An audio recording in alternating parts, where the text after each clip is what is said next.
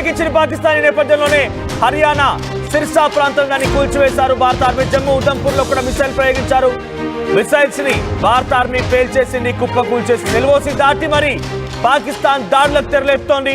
LOC వెంటే కాదు, Indo Pak border వెంట కూడా ఈ దాడులు కొనసాగుతున్నాయి. ఢిల్లీ వైపుగా లాంగ్ రేంజ్ మిసైల్ ని పాకిస్తాన్ ప్రయోగించింది. పాకిస్తాన్ ఎక్కడి నుంచి డ్రోన్లు ప్రయోగిస్తోంది, ఎక్కడి నుంచి మిసైల్ ప్రయోగిస్తుందో తెలుసుకున్న మన భారత ఆర్మీ ఏకంగా అక్కడి లాంచ్ ప్యాడ్ ని పేల్చేసింది. అక్కడి ఆ డ్రోన్లు ప్రయోగించేటువంటి ఆ ప్రాంతాన్ని కూల్చేసింది, నేలమట్టం చేసింది. ప్రస్తుతం జమ్మూ ప్రాంతంలోని ఒక కీలకమైనటువంటి additional deputy commissioner Raj Kumar తప్ప ఈ యొక్క గాయాల వల్ల చాలా తీవ్రంగా ఇబ్బంది పడి తెలుస్తోంది. ఆయన గాయాల పాలయ్యారు. ఇక ఒమర్ అబ్దుల్లా జమ్మూ కాశ్మీర్ సీఎం కు ట్వీట్ చేశారు. ఎల్ఓసి వెంట దాడులు తెరలేస్తుంటే అక్కడ ఒక డెడికేటెడ్ ఆఫీసర్ ని కోల్పోయామంటూ కూడా ఆయన చెప్తున్నారు. జమ్మూ ప్రాంతంలోని పాకిస్తాన్ షెల్లింగ్ కారణంగా అక్కడ రాజ్ కుమార్ తప్పటువంటి అడిషనల్ డిస్ట్రిక్ట్ డెవలప్మెంట్ కమిషనర్ ఆయన చాలా తీవ్రంగా గాయాలయ్యాయి. ఆయన దుర్మరణం పాలనంటూ కూడా కన్ఫర్మ్ చేశారు ఒమర్ అబ్దుల్లా. సో ఏదేమైనా ఇంకా దాడులు కొనసాగుతున్నాయి. సీజ్ ఫైర్ ని మళ్ళీ ఉల్లంఘిస్తూ ఎల్ఓసి వెంట దాడులు తెరలేస్తోంది. ఏకంగా పాకిస్తాన్ జమ్మూని టార్గెట్ గా చేసుకోండి. జమ్మూలోని ఆప్ శంభు అనేటువంటి ఒక టెంపుల్ దగ్గర కూడా ఈ యొక్క మిసైల్ ప్రయోగించింది. ఆ మిసైల్ కేవలం ముందున్నటువంటి ఒక ముందు గేట్ దగ్గర అది పేలిపోయింది. గేట్ నుంచి టెంపుల్ చాలా దూరంగా ఉంటుంది. అక్కడ ఉన్నటువంటి టెంపుల్కి ఎటువంటి ఇబ్బంది కలగలేదు. కానీ అక్కడ నిర్మానుష ప్రాంతాల్లో దాన్ని లాంచ్ చేయడంతో అక్కడ కొంత హై అలర్ట్ నెలకొని అక్కడ కూడా చాలా తీవ్రమైనటువంటి ఇక్కట్లు చూస్తున్నారు. లాంచ్ ప్యాడ్ టార్గెట్ గా మన వైపు నుంచి దాడులు కొనసాగుతున్నాయి. జమ్మూ కాశ్మీర్లోని ఉరి దగ్గర చాలా సివియర్ గా ప్రజలు ఇబ్బందులు పడుతున్నారు. కొన్ని నివాసాలు కుప్పకూలిపోతున్నాయి.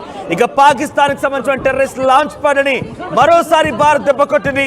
సో ఇక్కడ నుంచి అయితే డ్రోన్లు ప్రయోగిస్తున్నారో పాకిస్తాన్ ఆర్మీకి చుక్కలు చూపించింది భారత ఆర్మీ. మన వైపు నుంచి నిన్ననే హార్పీ డ్రోన్ ప్రయోగించి అక్కడ వెళ్ళిపోయి వాటిని పేల్చేసాము. చాలా కీలకమైనటువంటి లాహోర్ లాంటి ప్రాంతాల్లో ఆ హార్పీ డ్రోన్స్ ని ఉపయోగించి మెయిన్ సెక్టార్స్ ని పేల్చేసాము జరిగింది. 3 ఎయిర్ బేస్ ని గాల్లో కలిపేసాం, నేలమట్టం చేశాం. షార్కోట్లోని రఫీక్ ఎయిర్ బేస్, చక్వాలోని మురిద్ ఎయిర్ బేస్, రావిల్పల్లిలోని నూర్ ఖాన్ ఎయిర్ బేస్. ఇప్పటికే ఈ 3 ఎయిర్ బేస్ లు కూడా గాల్లో కలిసిపోయి నిలబట్టం అయిపోయాయి, పూర్తిగా బూడిదైపోయాయి. ఢిల్లీ వైపుగా ప్రయోగిస్తున్నటువంటి ఒక లాంగ్ రేంజ్ మిసైల్ ని కూడా భారత ఆర్మీ సమర్థవంతంగా తిప్పికొట్టింది. సో ప్రెసెంట్ భువనేశ్వర్, ఒరిస్సా భువనేశ్వర్ లో కూడా పెద్ద ఎత్తున ప్రభుత్వ అధికారులకి, పోలీసు అధికారులకి, భద్రతా బలగాలకు మొత్తానికి కూడా సెలవులు రద్దు చేస్తూ అక్కడ ప్రభుత్వం నిర్ణయం తీసుకుని మొత్తాన్ని కూడా రద్దు చేసింది. జమ్మూ కాశ్మీర్, శ్రీనగర్ లాంటి ప్రాంతాల్లో కూడా హైలైట్ నెలకొని అక్కడి నుంచి ప్రజల్ని సేఫ్ జోన్ కు తరలిస్తున్నారు. ఎప్పటికప్పుడు పరిస్థితి అంచనా వేస్తున్నారు. ఒమర్ అబ్దుల్లా అక్కడే ఉండి ఆయన ప్రత్యక్షంగా పరిశీలిస్తున్నారు. మరోవైపుగా టెర్రరిస్ట్ లాంచ్ ప్యాడ్ కూడా కుప్పకూల్ చేశాం. అప్డేట్స్ కొనసాగుతూనే ఉన్నాయి.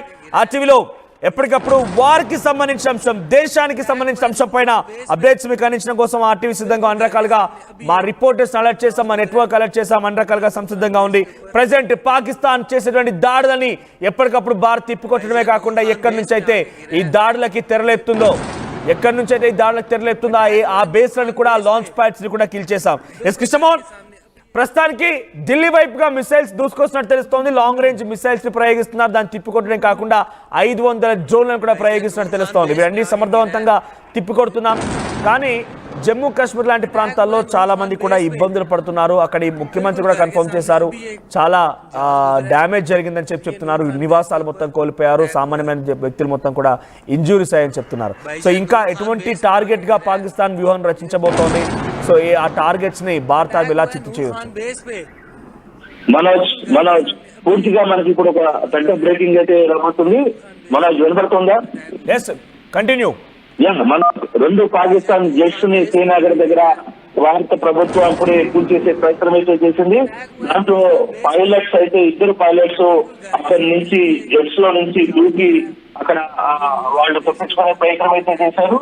ఆ 2 పైలట్స్ ను కూడా searching going on the to capture them, ఖచ్చితంగా వాళ్ళని పట్టుకునేదానికి చర్చ కూడా జరుగుతుంది. రాత్రి ఇప్పుడు మనకంతా సమాచారం 2 పాకిస్తాన్ జెట్స్ ని అక్కడ షాట్ ఓవర్ చేసిన పరిస్థితి అయితే కనపడుతుంది. దాంట్లో ఎవరైతే ఈ రెండు పాకిస్తాన్ జెట్స్ ని లో ఉన్న పైలట్స్ ఎవరైతే ఉన్నారో వాళ్ళు ఆ ప్రాంతంలోనే తప్పించుకునే ప్రయత్నం అయితే చేశారు. అంటే షార్ట్ అయిన తర్వాత జెట్స్ నుంచి దిగి వాళ్ళు తప్పించుకునే ప్రయత్నం చేస్తున్న నేపథ్యంలో వాళ్ళు అక్కడి నుంచి కూడా భారత ప్రభుత్వం వాళ్ళని సత్యంత ప్రయత్నం చేస్తుంది. ఎటువంటి పరిస్థితులు మన రాష్ట్ర ప్రభుత్వం వాళ్ళని అదుపులో తీసుకుంటామనే ఒక సమాచారం అయితే ఎక్కడ వాళ్ళు ఆ ఎయిర్బస్ ఎయిర్లో నుంచి దూకారు అనే సమాచారాన్ని భారత్ పూర్తిగా కూడా వెళ్తున్న పరిస్థితి. ఎంత బ్రేకింగ్ గానే మనం చూడాలి. రెండు పాకిస్తాన్ జెట్స్ ని పూర్తి చేస్తున్న పరిస్థితి అయితే ఇప్పుడు మనకు సమాచారం వస్తుంది. ఇది చాలా పెద్ద సమాచారంగా మనం చూడాలి. అయితే దాంట్లో నుంచి దిగ్గేసిన పైలట్స్ మాత్రం ఇంకా భారత్ పట్టణంలో తీసుకోలేదు. వాళ్ళ కోసం సర్చ్ ఆపరేషన్ అయితే జరుగుతుంది. మనం ఇంకా మిగతా విషయానికి వస్తే ఇప్పటికీ పాకిస్తాన్ కి సంబంధించిన వాహనంలో కావచ్చు, పాకిస్తాన్ కి సంబంధించిన దాడుల వ్యవహారంలో ఎక్కడెక్కడ అప్రమత్తం అయితే చేస్తుంది. దాదాపుగా 33 ఎయిర్పోర్ట్ అని ఆ ప్రాంతాల్లో ఉన్న ఎయిర్పోర్ట్ దాదాపుగా 3 రాష్ట్రాల్లో ఉన్న ఎయిర్పోర్ట్ చాలా వరకు కూడా ఎయిర్ బేస్ లో ఉన్న వాటి కూడా కొంత మినీ ఎయిర్పోర్ట్స్ ఉన్నాయి, కొన్ని పెద్ద ఎయిర్పోర్ట్స్ ఉన్నాయి. వీటన్నిటిని కూడా క్లోజ్ చేసిన పరిస్థితి అయితే భారత ప్రభుత్వం తీసుకుంటుంది. మరోవైపు క్షిపణులు ఏదైతే దాడులు నిర్వహిస్తుందో భారత సైన్యం చేస్తున్న దాడికి దీనికి సమాధానం అయితే చెప్పుకుంటుంది. మరి కాసేపట్లో కూడా 10 గంటల ప్రాంతంలో భారత ఆర్మీ బ్రీఫింగ్ జరగబోతున్న పరిస్థితుల్లో పూర్తి వివరాలు రాత్రి నుంచి ఆపరేషన్ 3 ఏం జరిగిందా అనే దాని మీద ఆపరేషన్ 3 అంటారు. మన ఏ విధంగా జరిగిందనే దాని మీద కూడా మనకు సమాచారం అయితే రాబోతుంది. మనోజ్, కానీ రాత్రి తెలంగాణ 2 గంటల నుంచి మనం చూసుకుంటే దాదాపు 2 గంటల నుంచి 5 గంటల ప్రాంతంలో 5 గంటల వరకు కూడా పూర్తిగా కూడా భారత ప్రభుత్వం ఎయిర్బేస్ల మీద దాడి చేసి పూర్తి కూడా ఎక్కడికక్కడ ధ్వంసం చేసిన పరిస్థితి చాలా స్పష్టంగా కనబడుతుంది. మనోజ్, దాడు ఏ రకంగా కొనసాగే అవకాశం ఉంది అంటే రాత్రులు మొదలైందంటే చాలు, కొంత చీకటి పడిందంటే చాలు పాకిస్తాన్ దాడులకు తెరలేపుతోంది. దాన్ని డిఫెండ్ చేయడంతో పాటుగా భారత్ కూడా తిప్పి కొడుతోంది. ఏకంగా ఎక్కడి నుంచి అయితే డ్రోన్లు ప్రయోగిస్తున్నారో ఆ డ్రోన్లు ప్రయోగించే స్థావరాలని మట్టుబెట్టామంటే మన భారత ఆర్మీ యొక్క సమర్థవంతంగా దాన్ని తిప్పికొట్టే ప్రయత్నంలో భాగంగా చాలా క్లియర్ కనబడుతోంది. అంటే నిజంగా we are proud to be an Indian అనే రకంగా కనబడుతోంది. కానీ కొంతమంది ఇబ్బందులు కూడా పడుతున్నారు, చాలా చోట్ల గాయాలు కూడా అవుతున్నాయి, ఆఫీసర్స్ని కోల్పోతున్నాం, ఇటువంటి సంఘటనలు చోటు చేసుకుంటున్నాయి. సో ఈ నేపథ్యంలో ఈ రోజు బ్రీఫింగ్ తర్వాత ఏదైనా చాలా చేంజెస్ ఉండే అవకాశం ఉందా? బార్డర్ వెంటినటువంటి ప్రాంతాలని కొంత ఖాళీ చేయించే అవకాశం లాంటిది ఇంకేదైనా ఉండబోతుందా? ఈరోజు ఎలా ఉండబోతోంది?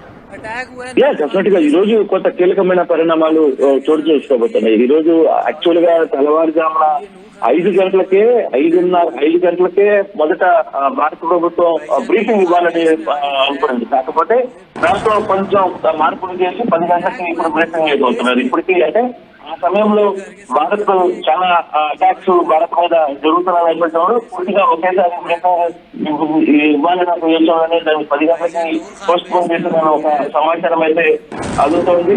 ఎక్కడికక్కడ భారత ప్రభుత్వం నిర్వహిస్తున్న వ్యవహారంలో మాత్రం ఎర్లీ మార్నింగ్ కూడా ఇది పాకిస్తాన్ కోసం పెట్టిన కమిషన్ ల్యాన్స్ సంబంధించి ఎక్కడైతే దాడులు జరిగాయో డ్రోన్స్ ద్వారా వాళ్ళు అటాక్ చేయాలని ప్లాన్ చేశారు. వాటిని మొత్తం కూడా ఇండియన్ ఆర్మీ అండ్ డిస్ట్రాక్ట్ చేసిన పరిస్థితి అయితే చాలా క్లియర్ గా కనపడుతుంది. ఇంకా నాకు తెలిసి కొన్ని గంటల్లోనే ఇదే ప్రకారం దండలు నిర్వహిస్తే భారత ప్రభుత్వం పూర్తిగా కూడా ఒక శ్మశానాలుగా పాకిస్తాన్ మార్చబోతుంది అనేది చాలా క్లియర్. భారత సైన్యం పూర్తిగా కూడా పాకిస్తాన్ దాదాపుగా శ్మశాన మాదిరిగా, నేను ఆ మాట చెప్పడానికి కొంత ఆలోచిస్తున్నాను. కానీ పాకిస్తాన్ చేస్తున్న ప్రయోగాలు చేస్తున్న ఈ చిల్లర వేషాలకి, ఇటువంటి దాడులకి ఖచ్చితంగా భారత ప్రభుత్వం ఇలాగే కానీ పాకిస్తాన్ ఇంకొక 2-3 గంటలు కానీ పరిస్తే ఇక పూర్తిగా కూడా పాకిస్తాన్ శ్మశాన వాటిగానే మార్చిపోతుంది అనేది చాలా క్లియర్ గా అర్థమవుతున్న పరిస్థితి. కానీ ఇప్పటికిప్పుడు అటాక్స్ జరుగుతున్న నేపథ్యంలో కావచ్చు, ఎక్కడ మిసైల్స్ అంటే పాకిస్తాన్ ప్రత్యేక మిసైల్ కూడా పూర్తి చేసిన పరిస్థితి కూడా మనం చూసాం. సో ఇటువంటి వార్తల్లో ఎక్కడ భారత్ వెంటనే ప్రసక్తి లేదు. ఆ దిశగా ముందుకు వెళ్తూనే ఉంది. కానీ పాకిస్తాన్ కి సంబంధించిన మిసైల్స్ దాడులు కావచ్చు, తర్వాత డ్రోన్స్ దాడులు కావచ్చు, దానిని ఎక్కడికక్కడ భారత డిఫెన్స్ వ్యవస్థ పూర్తిగా కూడా నిర్వీర్యం చేసిన పరిస్థితి ఉంది. సో ఆ నేపథ్యంలోనే రాత్రి నిర్వహించిన ఈ 3